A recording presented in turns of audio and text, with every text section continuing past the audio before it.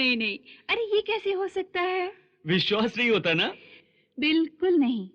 अरे सुदामा जी को देखकर भला ये कौन कह सकता है कि सुदामा जी बचपन में ऐसी हरकतें करते होंगे? तुम्हें हमारा विश्वास नहीं होता ना, तो सुदामा से ही पूछ लो। क्यों सुदामा? अरे क्या दुल्हनों की तरह लजा रहे हो? बताओ ना, सांदीपनी के आश्रम में किस तरह तुम हमारी खीर पूरी चुरा कर खा जाते थे? बोलो बोलो। अब बचपन में तो ये सब चलता ही है।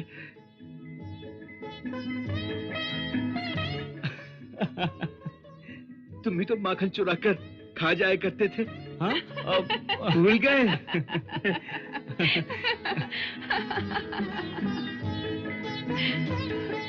वाह वाह वाह सुदामा जी वाह।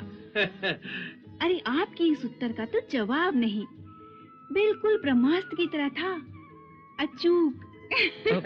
अच्छा तो ठीक है, तीनों रानियां मेहमान का पक्ष ले रही हैं।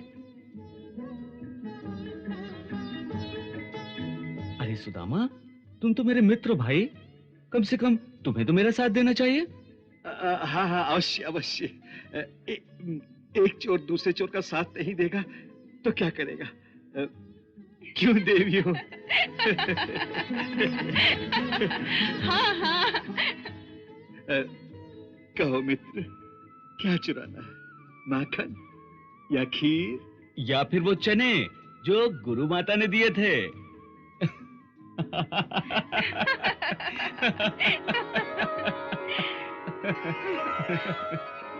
लो, ये चने अपने साथ ले जाओ।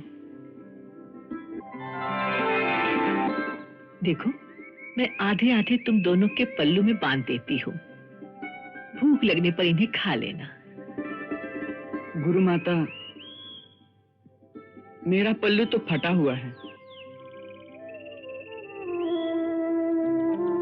ये सारे आप इसी के पल्लू में बांध दीजिए, मैं इससे आधे ले लूंगा। अच्छी बात है, अच्छी बात है। लो।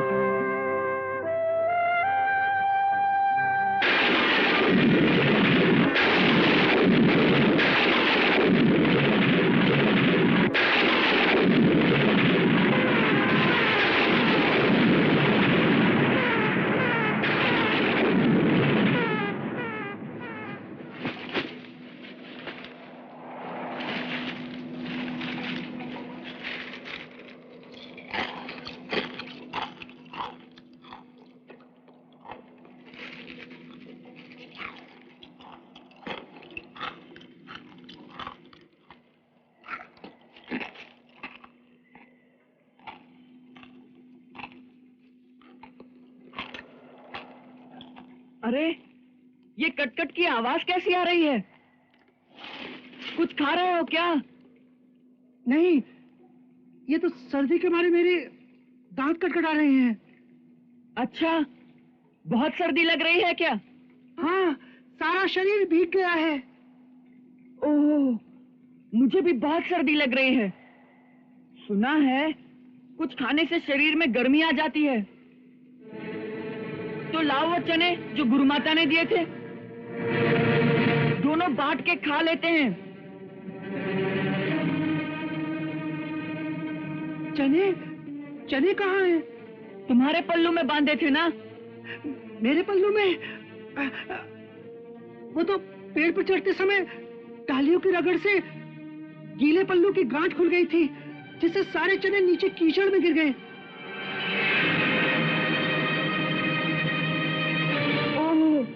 ये तो बहुत बुरा हुआ, क्योंकि तुम्हें तो भूख बहुत जल्दी लग जाती है ना। तो आप क्या करोगे?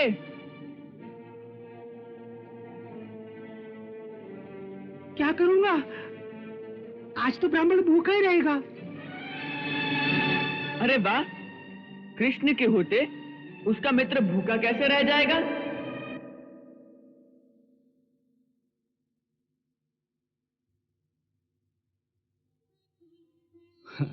काश बचपन के वो दिन ही चुरा लाओ। काश वो दिन सचमुच ही चुरा सकता, बचपन तो बचपन ही होता है, न कोई छल, न कोई कपट। जो मुंह में आया कह दिया, जो मन में आया कर दिया। कभी पेड़ पर चढ़ गए, कभी नदी में कूद गए। ऊंच नीच का भेदभाव तो कभी मन में आया ही नहीं। परंतु जब बड़े हो जाते हैं तो एक एक कदम सोच समझ कर रखना पड़ता है। बचपन का वो सारा भोलापन छिन जाता है। ऐसा क्यों होता है कृष्णा? हम बूढ़े होने तक बच्चे बनकर क्यों नहीं रह सकते? सुदामा, सृष्टि का नियम ही ऐसा है मित्र। न इस सृष्टि की गति थमती है, न किसी की आयु किसी क्षण थमती है। काल चक्र चलता रहता है, चलता रहता है, और समय बदलता है, और समय के साथ सब कुछ बदल जाता है। बच्चे जवान होते हैं और जवान बूढ़े हो जाते हैं। ये नियम अटल है। सृष्टि का ये नियम बड़ा ही कठोर नियम है। कठोर तो है, पर है बड़ा ही आवश्यक। बचपन में हम केवल अपने लिए ही जीते हैं, परंतु बड़े होकर बच्चों के लिए। और जानते हो, हम बड़े होकर अपना ये अमूल्य बचपन अपने बच्चों को अनायास ही दान कर देते हैं। बल्कि मनुष्य का सारा जीवन ही अपने संतान के नाम अर्पित होता है। बच्चों के लिए जीना, बच्चों के लिए मरना। माँ बाप अपनी संतान के लिए क्या क्या सहन नहीं करते। हाँ, मैं तो अपने बच्चों के लिए कुछ भी तो नहीं कर सका, इसीलिए तो मैं यहां आया हूं। वो बेचारे भी तो आस लगाए मेरी प्रतीक्षा कर रहे होंगे। सोचते होंगे कि मैं यहां से। सुदामा जी, हाँ? आप तो बचपन के विचारों में खो गए। बचपन का नहीं, बच्चों के बारे में ही सोच रहा था। घर से विदा हुए कई दिन हो गए, बेचारे वो मेरी प्रतीक्षा कर रहे होंगे। यहां आकर तो जैसे मैं उन्हें भूल ही गया हूं। अरे सुदामा, ये क्या? तुम अभी से उठकर कहां जाने लगे? अरे अभी तो रात की शुरुआत हुई है। घर और बच्चों की याद ने मन को व्याकुल कर दिया है। सवेरे जल्दी उठकर वृंदापुरी की यात्रा भी तो करनी है ना। ये क्या कह रहे हो सुदामा? अरे अभी तो जी भर कर तुमसे बातें भी नहीं हुई। मित्र, मन करता है कि तुम्हारे साथ बैठकर वर्षों बचपन की बातें करता रहूं, बातें करता रहूं। बचपन तो रहा नहीं कि जो मन कहे वही करें। अब इस आयु में तो बच्चों के लिए मन को मारना ही पड़ता है ना। तुमने ठीक ही कहा सुदामा। सृष्टि के नियम बड़े ही कठोर होते हैं। ना ही मन की भावनाओं को समझ सकते हैं और न महसूस कर सकते हैं।